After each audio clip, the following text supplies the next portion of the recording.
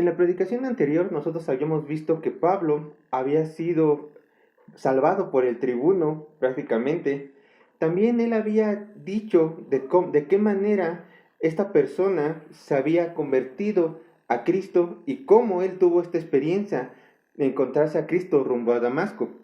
Pero en los siguientes versículos nosotros veremos ahora cómo Pablo ante la multitud también da su testimonio de cómo el Señor le mandó a que él fuera a predicarle a los gentiles. Posteriormente vamos a ver cómo él testifica con el concilio. A esto, la predicación del día de hoy se va a llamar Pablo da su testimonio a la multitud, parte 2. Y los versos que vamos a ver van a ser Hechos capítulo 22, verso 17, hasta Hechos capítulo 3, verso 11. Son muchísimos versículos, pero como tenemos la costumbre, en lugar de leer todo de corrido los versos, para aprovechar mejor el tiempo, vamos a estar leyendo verso por verso y lo vamos a estar explicando. Pero quiero que tengan esto muy en mente ahora que vamos a estar leyendo los textos. Primero, ¿qué es lo que veremos en la predicación de hoy? Veremos cómo Pablo da a conocer su llamado a los gentiles y es presentado en el Sanedrín. Posteriormente el bosquejo, que quiero que lo tengan muy presente para poder entender, para poder seguir la línea de la predicación, es primeramente del capítulo 22, verso 17 al verso 21, veremos que Pablo habla de su llamado a predicar a los gentiles. Es el primer punto del bosquejo. Hechos 22, del verso 17 al verso 21. Como segundo punto del bosquejo es de Hechos capítulos 22, verso 22 al 30. Y aquí encontraremos cómo Pablo revela su ciudadanía romana.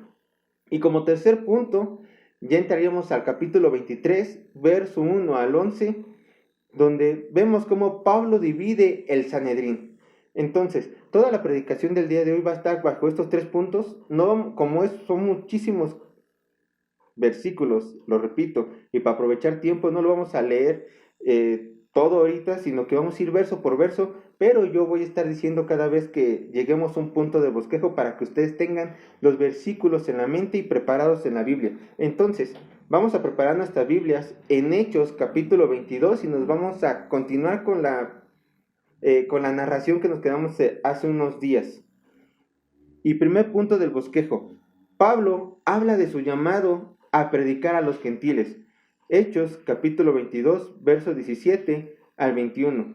Repito, posteriormente Pablo ya había dicho cómo él era en su antigua vida. En los versículos anteriores Pablo ya dijo cómo el Señor se le apareció rumbo a Damasco.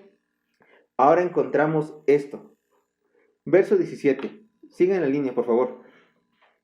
Y me aconteció, vuelto a Jerusalén, que orando en el templo me sobrevino un éxtasis. Pablo menciona que después de su encuentro con el Señor Jesucristo, él regresó a la ciudad de Jerusalén. Y mientras se encontraba en esta ciudad, al parecer el apóstol, como acostumbraba todo fiel judío, fue al templo a orar. Quiero que noten esto. Y es que él tuvo el éxtasis mientras oraba. La palabra éxtasis se puede traducir de estas maneras: asombro, trance o visión. Algunos comentaristas piensan que la palabra más adecuada sería visión. Pero bueno, Lucas escribió que mientras oraba Pablo en el templo, él entraba en un éxtasis. Dios es soberano y podía, por supuesto, dar la visión a Pablo en cualquier otro lugar. Haciendo, por supuesto, cualquier otra actividad. Quizá caminando en la calle y teniendo una visión. Quizá mientras dormía, Dios le pudo haber dado este éxtasis en visión.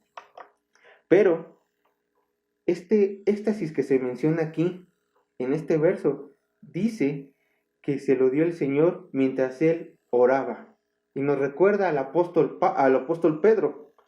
Vayan conmigo a Hechos capítulo 11, verso 5. Hechos capítulo 11, verso 5 dice esto, con respecto al éxtasis que ahora Pedro tuvo. Dice, estaba yo en la ciudad de Jope orando igual que el apóstol Pablo estaba en Jerusalén, en el templo. Estaba yo en la ciudad de Jope orando y vi en éxtasis una visión, algo semejante a un gran lienzo que descendía, que por los cuatro puntas era, que por las cuatro puntas era bajado del cielo y venía hasta mí. En estas dos ocasiones, tanto del apóstol Pablo como del apóstol Pedro, Lucas deja ver que el éxtasis se experimentó en dos apóstoles mientras ellos oraban. Y hermanos, quizás jamás nosotros podemos experimentar en nuestras oraciones un éxtasis similar, una visión similar, donde vemos al Hijo de Dios, como estos dos hombres lo hicieron. Claro que es muy probable, más que probable, que jamás lo experimentemos. Pero que esto no sea desánimo para que nosotros no busquemos de rodillas al Señor. Vemos que ellos invertían tiempo en oración. Vemos que ellos eran diligentes en la oración, comunión con el Señor. Ellos oraban sin ni siquiera esperar ningún éxtasis. Ellos oraban sin ni siquiera esperar una visita del Señor. Simplemente oraban porque les nacía de su corazón hacerlo. Tener comunión con el Padre. Y eso es lo que nosotros tenemos que hacer. Recuerda, nuestro Señor ha determinado que la oración sea el medio por el cual sus hijos se comuniquen con el Padre Celestial. Y despreciar este privilegio no es nada sensato, y no tenemos que permitírnoslos a nosotros tampoco. Por medio de una oración sincera, nosotros podemos acercarnos confiadamente al trono de la gracia para alcanzar misericordia y hallar gracia para el oportuno socorro. Todos lo necesitamos, y es una buena práctica el orar para alcanzar misericordia de Dios, o bien el orar por simple comunión con el Señor. El chiste aquí es orar. Pero regresemos a nuestro texto principal, Hechos capítulo 22, ahora el verso 18. Vean lo que dice el verso 18 de nuestro texto principal. Recuerden, no quiten el dedo de Hechos capítulo 22 porque vamos a llegar hasta Hechos capítulo 23, verso 11. Entonces manténganse allí. Hechos capítulo 22, verso 18. Y le vi que me decía, date prisa y sal prontamente de Jerusalén, porque no recibirán tu testimonio acerca de mí. El Señor le dijo esto a Pablo. Pablo una vez más tuvo un encuentro con el Señor Jesús y ahora el Señor Jesús le decía, sal de Jerusalén, debido a que su gente no escuchará tus palabras. Debemos decir que quizá esta visita al templo, y por obvias razones, este éxtasis que experimentó, quizás ocurrió mientras se desarrollaban los acontecimientos de Hechos, capítulo 9, verso 26 al 30. Vamos a leerlo. Hechos, capítulo 9, verso 26 al 30. Vean lo que dice la palabra de Dios. Cuando llegó a Jerusalén, que es donde muy probablemente se empalmen estas dos historias, cuando llegó a Jerusalén, el apóstol Pablo trataba de juntarse con los discípulos, pero todos le tenían miedo, no creyendo que fuese discípulo. Entonces Bernabé, tomándole, lo trajo a los apóstoles y les contó cómo Saulo había visto en el camino al Señor, el cual había hablado, y cómo en Damasco había hablado valerosamente en el nombre de Jesús. Y estaba con ellos en Jerusalén, y entraba y salía, y hablaba denodadamente en el nombre del Señor, y disputaba con los griegos, pero estos procuraban matarle. Cuando supieron esto, los hermanos le llevaron hasta Cesarea y le enviaron a Tarso. Como podemos ver, el apóstol Pablo no dudó en predicar el evangelio a los griegos. ¿Quiénes son los griegos? Bueno, no es que sean griegos estando en Jerusalén, sino más bien eran judíos helenistas, judíos que conocían a Torá, pero helenistas y sus costumbres que habían adoptado por haber estado en lugares griegos, que haber radicado en lugares griegos, como también vemos que era a lo mejor Pablo de Tarso. Pero, como ya lo había dicho nuestro Señor, el Evangelio de Salvación una vez más trajo división, ya que el mismo pueblo que una vez alababa el celo de la religión de Pablo, ahora lo querían matar por su celo a la verdad. Siendo esto una confirmación de la palabra de Dios cuando el Señor le dijo, no recibirán tu testimonio acerca de mí. Eso fue lo que le dijo el Señor Y sí, nadie recibió su testimonio. Querían matarle. Regresemos a nuestro texto principal, Hechos capítulo 22, verso 19 al 20. Dice así la palabra de Dios. Yo dije, Señor, ellos saben que yo encarcelaba y azotaba en todas las sinagogas a los que creían en ti. Y cuando se derramaba la sangre de Esteban, tu testigo, yo mismo también estaba presente y consentía en su muerte y guardaba las ropas de los que le mataban. El testimonio de un cristiano es bueno para hacer ver a las personas de dónde Dios nos sacó. Claro que es bueno. Pero a la hora de traer vida al alma pecadora, el testimonio no es capaz de llevar a nadie a Cristo.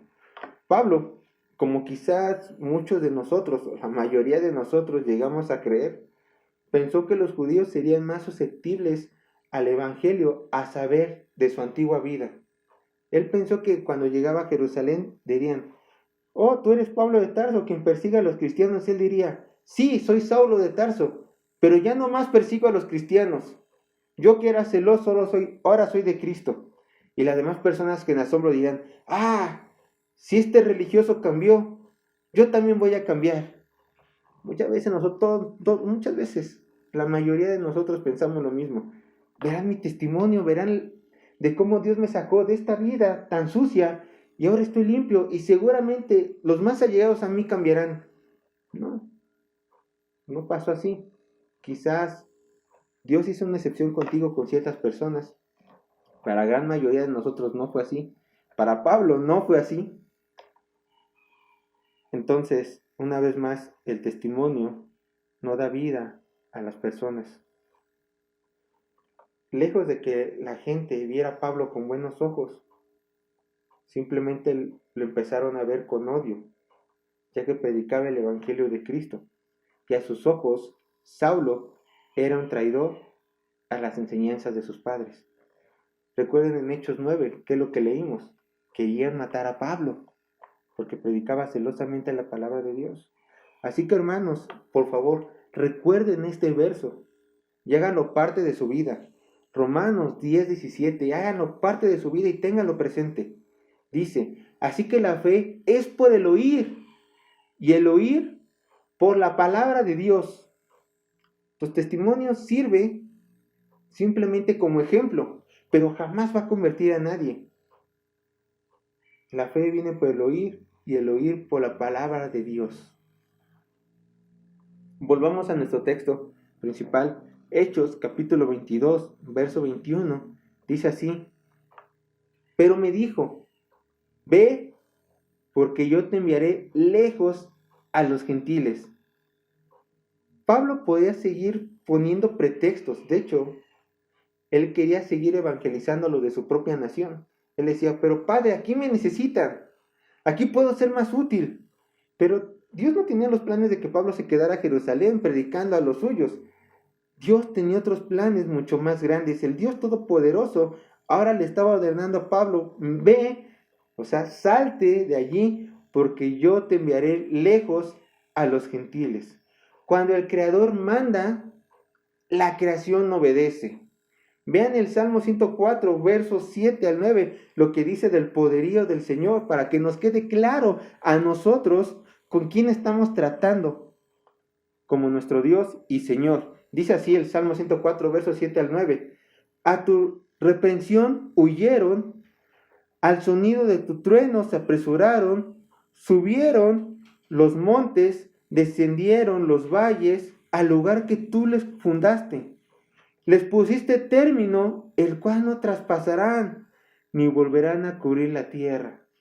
El Señor pone límites a la creación y la creación obedece. Y muchas veces nosotros, el Señor nos ordena algo y el ser humano, entre toda la creación, dice, no. Esa no tiene que ser nuestra actitud. Nuestra actitud tiene que ser de obediencia. Que por cierto, no importa cuáles son los planes del hombre, que tenga para sí mismos. Dios, que es glorioso, que es omnipotente, que es omnipresente, que es omnisciente, siempre tendrá preparado planes mucho más gloriosos para ti. No, quizá para ti no, pero sí para su gloria. Y eso te conviene. Como también Dios tenía planes mucho más grandes preparados para Pablo. Humanamente hablando, ya vimos que Pablo sufrió en la carne por ir a Jerusalén, pero era voluntad del Señor que él fuera a ver Jerusalén. Para Pablo no fue tan bueno sus planes, pero para Dios fueron perfectos. Porque como lo veremos más adelante, de ahí lo encarcelaron porque iba a dar testimonio ya en Roma. Esto no lo iba a saber Pablo, nosotros lo sabemos porque tenemos ya el canon cerrado. Pero los planes iban a ser mucho más gloriosos. También quiero enseñarles este verso, Hechos capítulo 9, verso 15, que es donde el Señor le dice específicamente a Pablo a qué iba a hacer. Dice, el Señor le dijo, ve, porque instrumento escogido me es este, para llevar mi nombre en presencia de los gentiles y de reyes y de los hijos de Israel. El Señor tenía el propósito de mandar a Pablo para ser el apóstol de los gentiles, y nada, ni siquiera Pablo iba a detener esta voluntad poderosa. Y aquí ya pasamos al segundo punto del bosquejo. Recuerden, ya pasamos al segundo punto del bosquejo. Punto 2. Pablo revela su ciudadanía romana. Ahora nos vamos a concentrar en Hechos capítulo 2, verso 22 al verso 30. Entonces aquí, en estos versos, vamos a leer cómo Pablo revela su ciudadanía romana. Verso 22 de capítulo 22 de Hechos. Y le oyeron hasta esta palabra. Entonces alzaron la voz diciendo, quita de la tierra a tal hombre, porque no conviene que viva. Y este mensaje no lo podían soportar los israelitas. Toleraron la conversión de Pablo al cristianismo. Lo toleraron porque lo escucharon. Toleraron cuando Pablo relató que Jesús se le apareció, lo toleraron. Pero no pudieron contener su enojo cuando Pablo le dijo que Jesús lo había mandado a predicar el evangelio a los gentiles. Eso ya no lo toleraron. La gente empezó a decir una vez más que muera este hombre. En la cultura judía está permitido hacer proselitismo, que es que un gentil se convierta al judaísmo. Pero Pablo no estaba haciendo esto, sino que estaba convirtiendo a personas al cristianismo. Ese cristianismo que ofrecía comunión con Jehová, sin ser ni el linaje de sangre de Abraham. Y ese cristianismo que asegura que Jesús es hijo de Dios y por lo tanto Dios mismo. Y aquí el enojo. Los judíos no toleraron que uno de los suyos asegurara que los gentiles podían tener la misma bendición que los judíos y aún acceso al reino de los cielos por medio de Jesús. Ellos no lo toleraron, pero Dios en su soberanía decidió que todo hombre y mujer que creyera en Cristo Jesús, sin importar nacionalidad, lugar, pasado, podría formar parte de este cuerpo. Y esto lo encontramos en Gálatas capítulo 3, verso 28 y verso 29. Lo voy a leer. Gálatas capítulo 3, verso 28 y 29. Dice así la palabra de Dios. Ya no hay judío ni griego, no hay esclavo ni libre, no hay varón ni mujer, porque todos vosotros sois unos en Cristo Jesús. Y si vosotros sois de Cristo, ciertamente el linaje de Abraham sois, y herederos según la promesa. Regresemos a nuestro texto principal. Verso 23 y 24 de Hechos capítulo 22. Hechos capítulo 22, verso 23 a 24 dice, y como ellos gritaban y arrojaban sus ropas y lanzaban polvo al aire, mandó el tribuno que le metiesen en la fortaleza y ordenó que fuese examinado con azotes para saber por qué causa clamaban así contra él. Los judíos no solo pedían gritando la muerte de un justo, sino que ahora la muchedumbre presentaba signos de verdadera rabia con su actitud, lanzando la ropa, lanzando polvo al aire.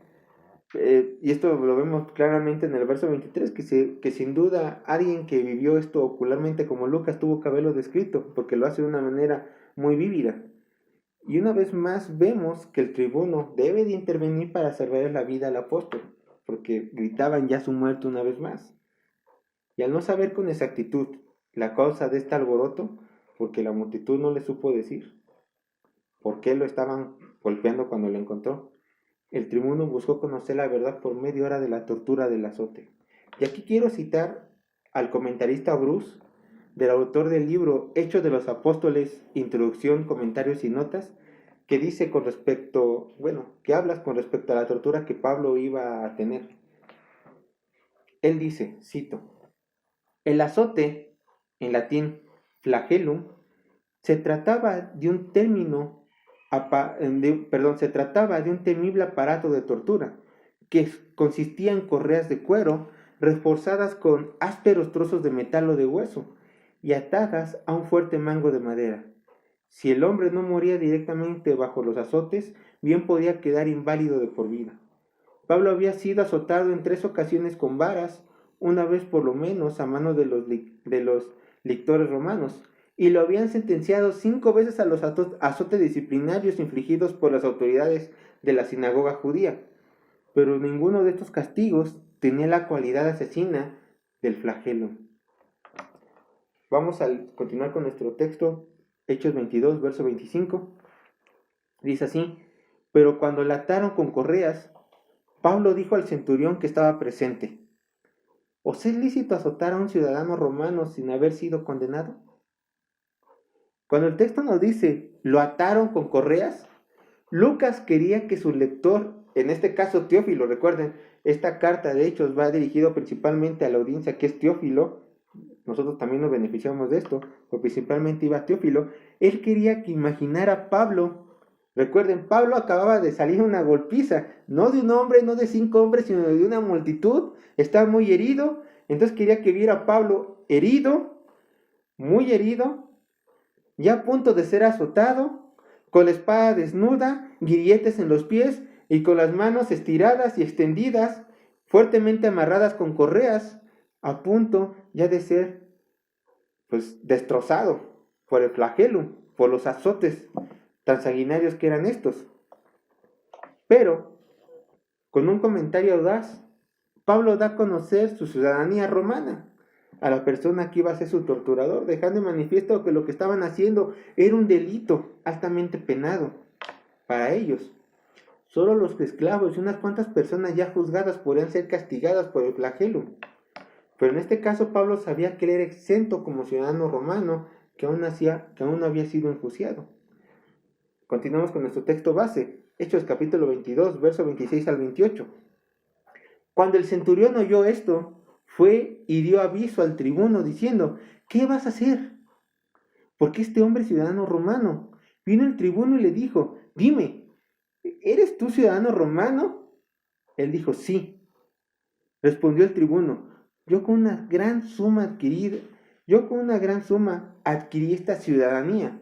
Entonces Pablo dijo, pero yo lo soy de nacimiento. Cuando el tribuno quiso indagar más sobre el asunto de la nacionalidad del detenido, o sea, de Pablo, se encontró que él poseía ya la nacionalidad, habiéndolo heredado, ya sea de su padre o de su abuelo. Quiero decirles que para obtener esta ciudadanía, habían 2 opciones. Una, como el tribuno, haber pagado una gran suma de dinero para obtenerla y así hacerte ciudadano romano.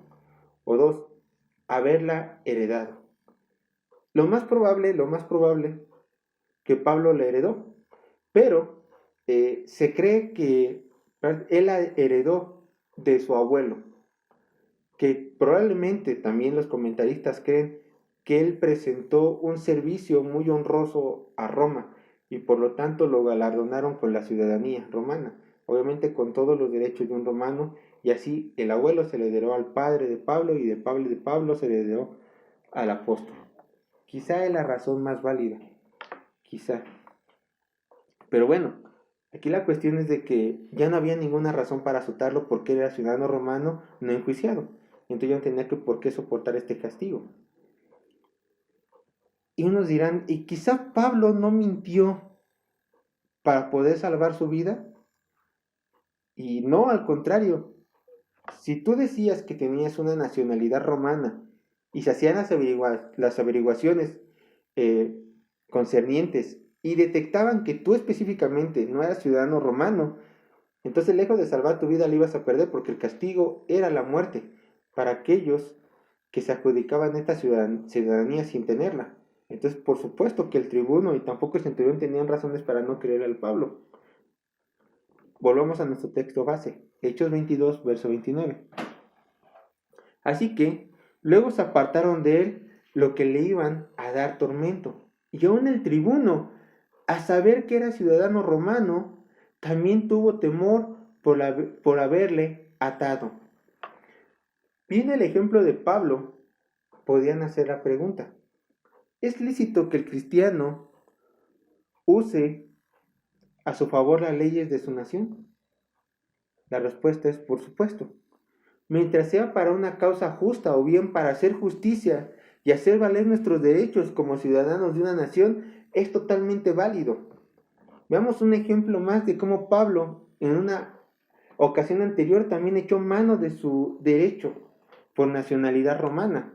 Vemos en Hechos capítulo 16, verso 36 al 39, dice así Lucas: y el carcelero hizo saber estas palabras a Pablo: los magistrados han mandado decir que se os suelte, así que ahora salid y marchaos en paz. Pero Pablo les dijo: después de azotarnos públicamente sin sentencia judicial, siendo ciudadanos romanos, nos echaron en la cárcel y ahora nos echan encubiertamente. No, por cierto, sino vengan ellos mismos a sacarnos. Y los alguaciles hicieron saber estas palabras a los magistrados, los cuales tuvieron miedo al oír que eran romanos. Y viniendo, les rogaron y sacándoles, les pidieron que saliesen de la ciudad. Solo les repito, sean sabios, hermanos, cuando quieran ejercer sus derechos como ciudadanos de esta nación, ya que tal vez la autoridad de este mundo no sepa qué hay en tu corazón, ya que Él actuará conforme a la ley.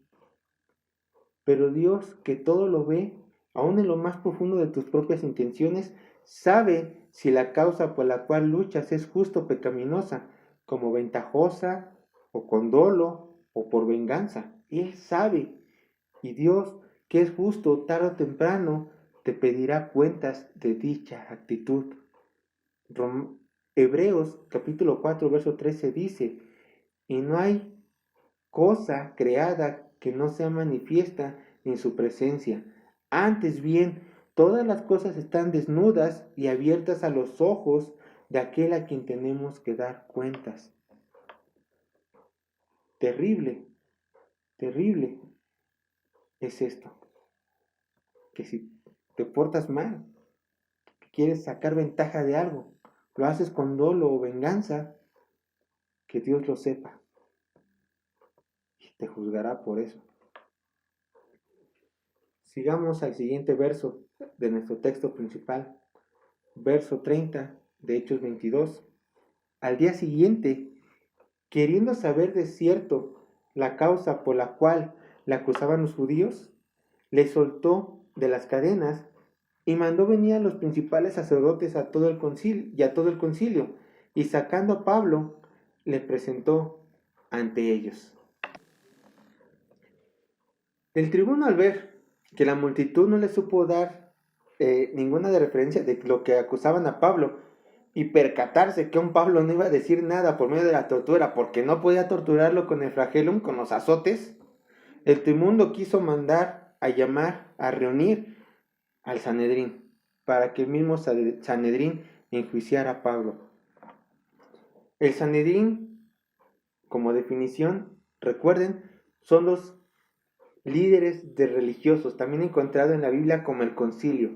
El Sanedrín era un grupo de 71 líderes espirituales de Israel, de los cuales 70 se encontraban entre los fariseos y saduceos, más un sumo sacerdote. Entonces Sanedrín serían 70 más 1.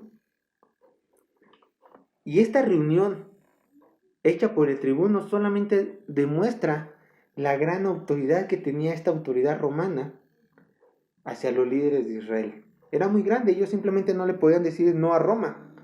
Si el tribuno mandaba llamar a los líderes más poderosos espirituales de Israel, ellos tenían que ir, porque si no sería un desacato al mismo imperio romano. Y aquí ya vamos a pasar al último punto del bosquejo, que es Pablo divide al Sanedrín. Pablo divide al Sanedrín. Y vamos a ver Hechos capítulo 23 del verso 1 al 11. Tengan en mente, Pablo divide al Sanedrín. Verso 1 de Hechos 23. Entonces, Pablo, mirando fijamente al concilio, dijo: varones hermanos, yo con toda buena conciencia he vivido delante de Dios hasta el día de hoy. Imaginen la escena. Pablo entra al recinto donde él iba a ser juzgado, y al mirar a su alrededor ve que se encuentra todo el Sanedrín. Alcanza a identificar unas caras que dicen: esto es el Sanedrín. Sin duda, como dije, reconoció antiguos conocidos. Los vio tranquilo, quizá, tal vez, a lo mejor no tan tranquilo, sino nervioso, porque era una audiencia. Pero aún con todas estas miradas a su alrededor, unas de enojo sin duda, porque dicen: ¿cómo él se atreve a presentarse habiendo negado sus enseñanzas farisaicas? Y otros con decepción por la misma situación. El hombre de Dios abrió su boca y afirmó a los presentes que su conciencia se encontraba limpia en todo sentido ante Dios. ¿Es posible para el hombre decir que ha vivido con una buena conciencia? Sí, requiere de consagración, pero Pablo nos da el ejemplo de que sí es posible. Y esto debemos de tratar de imitar al apóstol. Estar tan consagrados a las verdades de la palabra de Dios que todos nuestros pensamientos y acciones sean moldeados a la imagen de nuestro Señor. Miren el ejemplo de otro hombre que fue juzgado aún con todo el peso del Vaticano bajo sus hombros, y él también dijo que su conciencia estaba limpia. Por supuesto, estoy hablando de Martín Lutero, y este acontecimiento, cuando él habló de su limpia conciencia, de sus acciones, ocurrió en el año de 1521 después de Cristo, en la audiencia imperial de la ciudad de Worms, cuando se le estaba exigiendo que se retractara de sus escritos y por lo tanto de sus creencias. Este hombre dijo estas palabras, pero no quiero que se imaginen estas palabras como con mucha autoridad, mirando fijamente a las personas y estando muy quieto, no. Quiero que vean a este hombre imperfecto, Lutero, diciendo estas palabras con mucho temor, a lo mejor con voz entrecortada, pero al mismo tiempo con autoridad de Dios. Un hombre temeroso, pero con autoridad de Dios.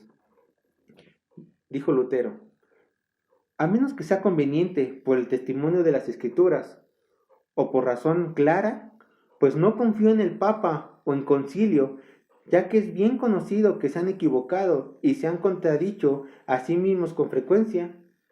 Las Escrituras que he citado me obligan a mantenerme firme en esta posición, pues mi conciencia está cautiva a la palabra de Dios. No puedo y no voy a retractarme de nada, ya que no es seguro ni correcto ir en contra de la conciencia. No puedo hacerlo de ninguna otra manera. Aquí permanezco, que Dios me ayude. Amén. Nuestra meta del día a día debe de ser una conciencia limpia, intranquila, basada en la voluntad de Dios, encontrada en las Escrituras. No es tanto de que yo creo que he hecho lo correcto, no. Yo he hecho lo correcto porque las Escrituras dicen que he hecho lo correcto y por lo tanto Dios me avala.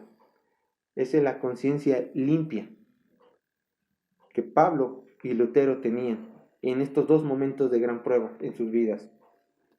Vamos una vez más a nuestro texto principal, Hechos, capítulo 23, verso 2. Dice así: el sumo sacerdote, Ananías, ordenó entonces a los que estaban junto a él que le golpeasen en la boca. En este verso se nos presenta al sumo sacerdote Ananías, que también era integrante del Sanedrín.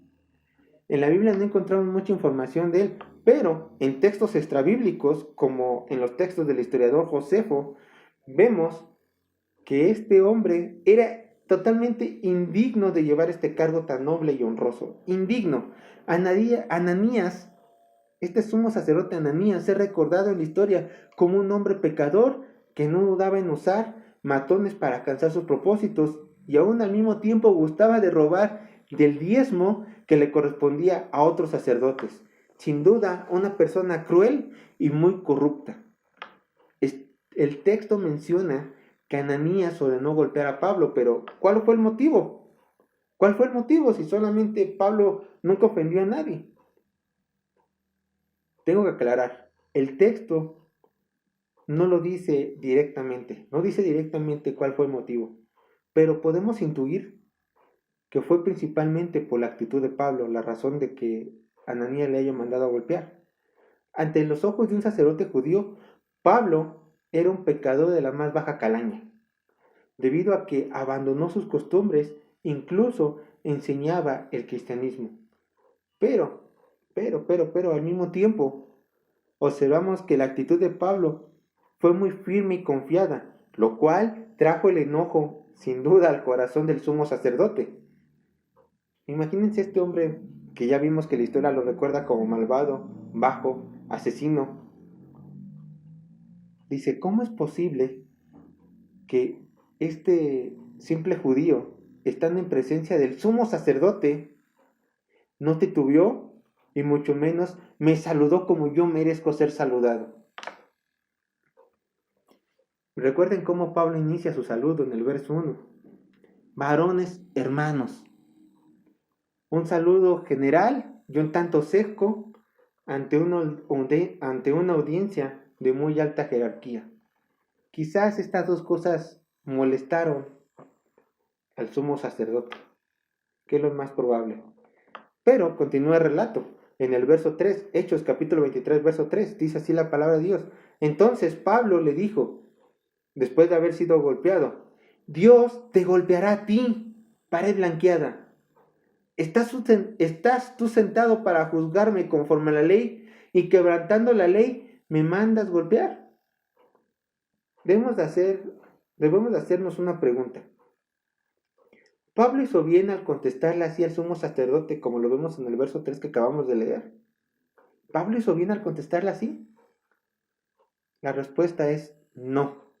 Pablo no hizo bien al contestar así. Pablo definitivamente no actuó a la altura de un hijo de Dios maduro.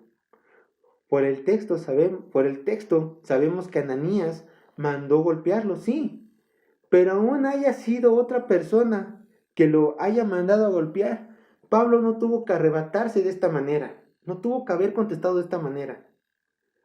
Y me dice, Sergio, ¿tú cómo actuarías? Bueno, no me ha tocado la situación de Pablo, pero no tanto importa cómo yo pienso, cómo yo actuaría, importa qué es lo que Dios dice en sus escrituras de cómo actuar de esta manera y cómo tiene que comportarse el Hijo de Dios. Vayan conmigo a Primera de Timoteo, capítulo 3, verso 2 y 3. Dice así, pero es necesario que el obispo sea irreprensible,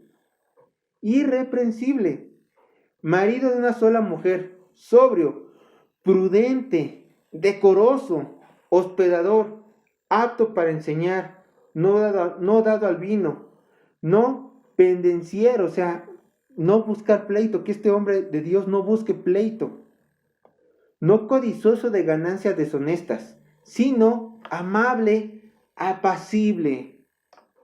Lo cual no vemos que Pablo haya sido apacible ni amable, sino que él tomó una actitud pendenciera.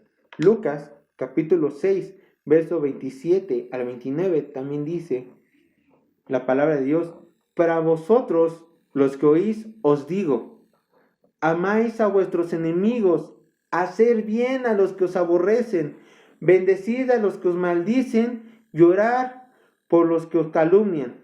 Al que te hiera con una mejilla, preséntale también la otra. Es verdad que Ananías actuó cobardemente, es verdad que al mandar a golpear a Pablo, actuó cobardemente este hombre. Y Pablo, escuchen, Pablo estaba en su derecho de hacerle ver esta mala actitud al sumo sacerdote. Claro, esto sí, Pablo sí estaba en su derecho de hacerle ver esta mala actitud, pero la forma en la cual lo dijo no fue la correcta. No confundamos, una vez más, el derecho que tenemos con la ofensa que podemos llegar a ocasionar por eso. Pablo podía decirle al sumo sacerdote, hiciste mal, por supuesto, pero no con estas palabras. Nace otra pregunta. ¿Esta mala actitud del apóstol opaca todos los logros del ministerio de Pablo? Por supuesto que no. El testimonio de un cristiano no se basa en un minuto de arrebato, sino en la totalidad de una vida consagrada a Dios.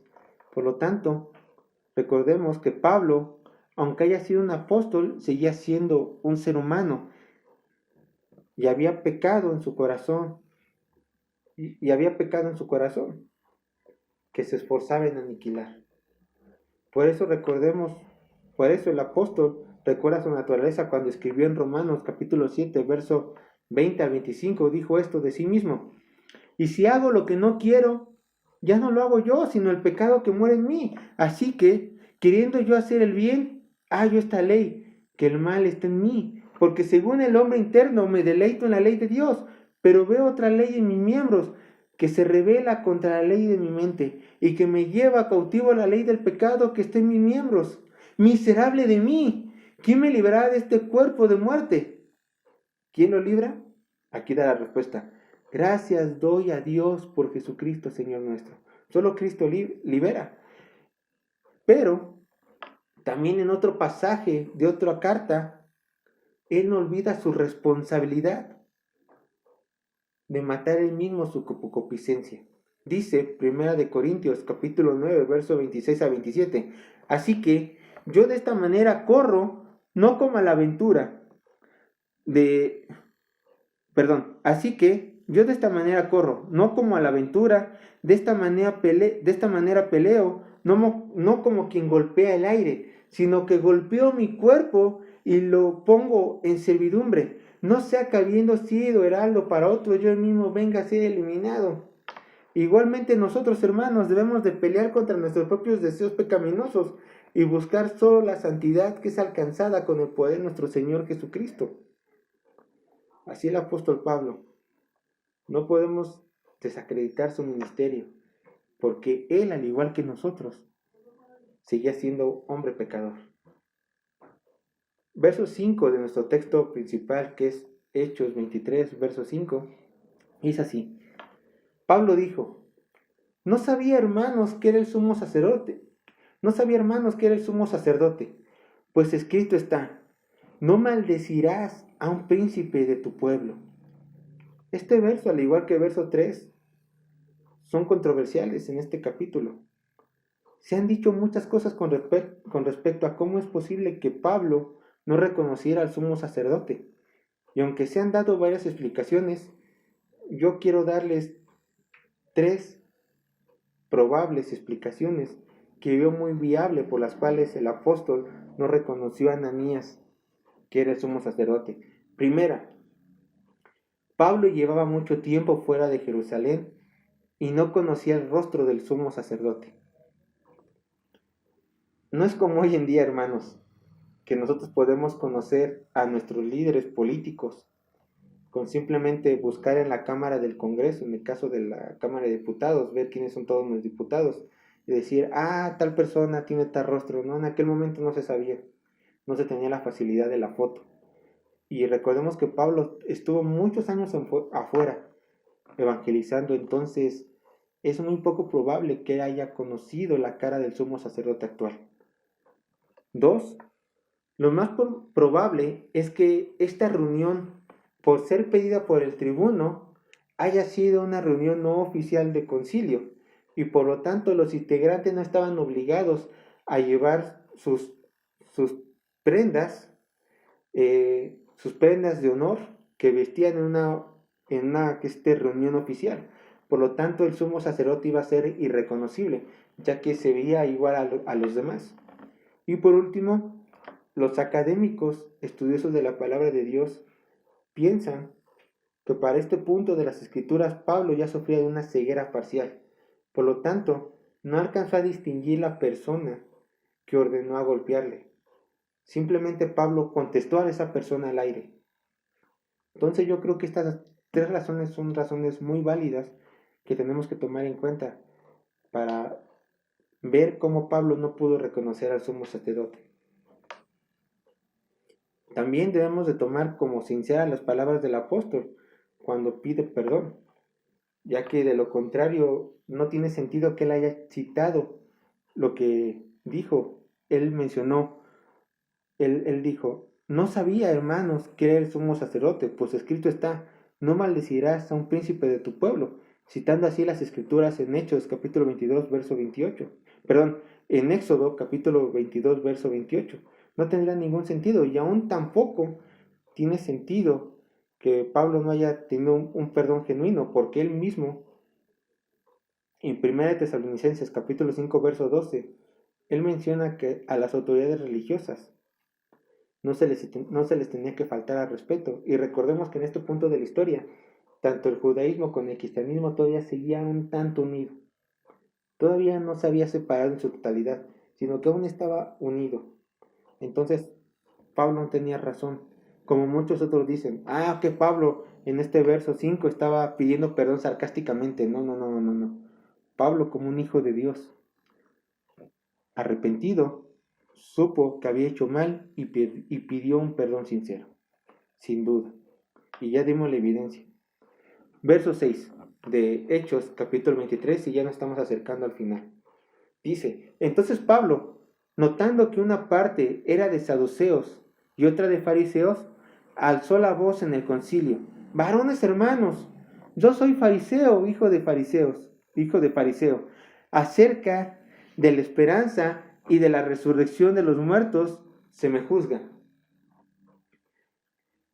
Aquí Pablo hábilmente nota, y era bien sabido por todos, que la fracción de fariseos iba a jugar a su favor, porque él mismo era fariseo y aún había gente que lo recordaba a él, y que los saduceos, por tener otras creencias, no iban a jugar a su favor, entrando en un conflicto directo. Rápidamente, ¿quién eran los fariseos? Tanto los fariseos como los saduceos eran grupos religiosos, pero también eran grupos políticos. Los fariseos eran un grupo del pueblo, eran personas muy entregadas a la Torá, pero que desgraciadamente se volvieron legalistas y contaban alrededor en tiempos de Jesús con 5,000 integrantes. Eran los favoritos del pueblo, a pesar de que imponían a la gente cargas que ni siquiera dice el Señor ellos querían cargar.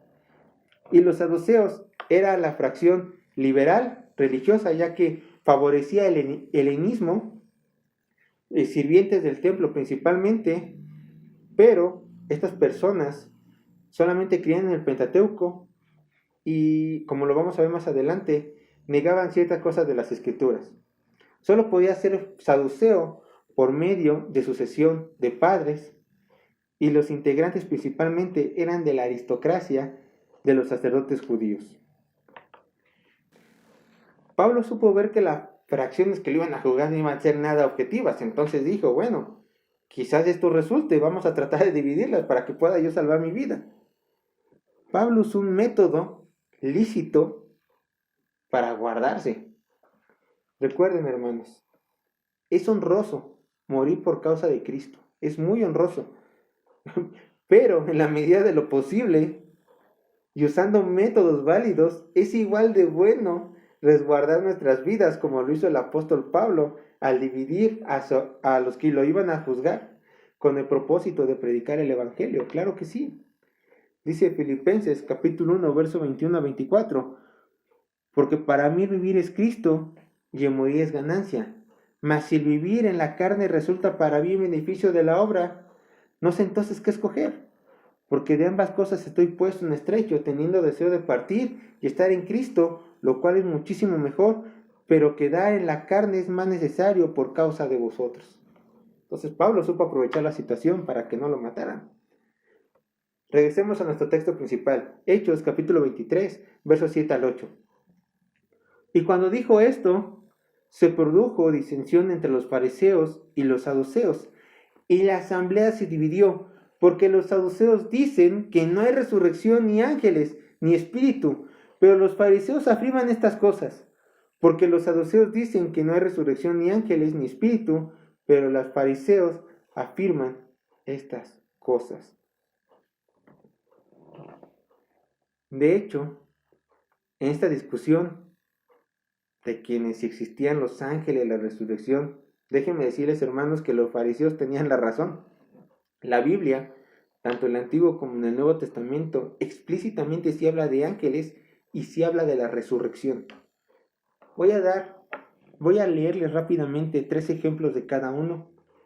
Rápidamente, Isaías, primeramente empezando con la resurrección, Isaías capítulo 26 al 19 dice: tus muertos vivirán, tus cadáveres resucitarán, despertad y cantad, moradores del polvo, porque tu rocío es cual rocío de hortalizas, y tu tierra dará sus muertos. Daniel 12, verso 2. Y muchos de los que duermen en el polvo de la tierra serán despertados, unos para vida eterna y otros para vergüenza y confusión perpetua. Y en el Nuevo Testamento, 1 de Corintios capítulo 15, verso 14 a 17, dice así: y si Cristo no resucitó, vana es entonces nuestra predicación, vana es también nuestra fe. Y somos hallados falsos testigos de Dios, porque hemos testificado de Dios que resucitó a Cristo, el cual no resucitó, si en verdad los muertos no resucitan. Pero si los muertos no resucitan, tampoco Cristo resucitó. Y si Cristo no resucitó, vuestra fe es vana, aun estando en vuestros pecados. Con respecto a los ángeles, la Escritura dice esto. Génesis capítulo 19, verso 1. Llegaron pues los 2 ángeles a Sodoma a la caída de la tarde, cuando fueron a ver a Lot. Ángeles. Salmo 103, verso 20. Bendecid a Jehová, vosotros sus ángeles, poderosos en fuerza, que ejecutan su palabra, obedeciendo a la voz de su precepto. Y Gálatas, por último, verso 3 al 19, Gálatas capítulo 3, verso 19, dice: entonces, ¿para qué sirve la ley? Fue añadida a causa de las transgresiones, hasta que viniese la simiente de quien fue hecha la promesa, y fue ordenada por medio de ángeles en manos de un mediador. Entonces vemos que realmente los que tenían la razón eran los fariseos. Sí está avalada por la Escritura la resurrección y los ángeles. Volvamos a nuestro texto principal, rápidamente ya vamos a terminar. Hechos, capítulo 23, verso 9, dice: y hubo gran vocerío, y levantándose los escribas de la parte de los fariseos, contendían diciendo: ningún mal hallamos en este hombre, que si un espíritu le ha hablado, o un ángel, no resistamos a Dios. Hermanos, en este punto no estaban a favor de Pablo porque habían encontrado verdad de él, sino que lo estaban apoyando simplemente porque no iban a dejar morir sus propias creencias religiosas. Esa era la razón. Y el verso 10 de Hechos 23 continúa esto: y habiendo gran disensión, el tribuno, teniendo temor que Pablo fuese despedazado por ellos, mandó que bajasen soldados y le arrebatasen de medio de ellos y le llevasen a la fortaleza. Por tercera vez el tribuno salvó la vida de Pablo. Último verso 11 de Hechos 23. A la noche siguiente se le presentó el Señor y le dijo: ten ánimo, Pablo, pues como has testificado de mí en Jerusalén, así es necesario que testifiques también en Roma. El plan le salió bien a Pablo. Logró salvar su vida un día más. Pero esto no quiere decir que, humanamente hablando, Pablo no tenía miedo. No tenía miedo de su situación. Quizás empezó a sentir mucho temor. Este proceso sin duda no fue fácil para él. Pero en medio de este dolor, en medio de este sufrimiento, nuestro Señor Jesús le llevó consuelo a su persona. Recordemos que el Señor Espíritu Santo ya le había dicho que en Jerusalén encontraría padecimientos. Y él estaba preparado, pero el hombre se quiebra. No somos perfectos. Entonces, esta intervención de Jesús le dio ánimo a soportar la prueba y aún le dio esperanza de vida, porque el mismo Señor le dijo que también como testificó en Jerusalén, él tenía que testificar en Roma. Entonces, la alargó, le dio un periodo amplio de vida al Señor. El Señor le dio un amplio periodo de vida a Pablo, por lo menos, hasta que testificara en Roma. Tal vez alguien diga en su corazón, ¿acaso Dios también estará conmigo en mis momentos de angustia, así como lo estuvo con Pablo? En ese momento, quizás solo en una celda, atado, hermano, por supuesto que sí. Tú, al igual que el apóstol, eres hijo amado de Dios. Y jamás, jamás tu Señor te dejará solo. Es verdad que no experimentarás una visita personal del Señor. Es verdad. Pero las Escrituras también te dan otra bendición. Que dice en Juan capítulo 20, verso 29. Porque me has visto, Tomás, creíste. Bienaventurados los que no vieron y creyeron. Ahí está tu bendición. Que por creer que Dios está contigo, por creer en Cristo Jesús, ya eres bienaventurado. Porque sin ver creíste. Así que, hermanos, no duden de la protección de su Dios. Él aún en estos momentos difíciles está contigo y jamás te soltará de las manos. Y yo quiero terminar con este último verso. Salmo capítulo 46, verso 1. Dios es nuestro amparo y fortaleza, nuestro pronto auxilio en las tribulaciones. En la siguiente predicación seguiremos con hechos. Confía en Dios, hermano. Dios te bendiga.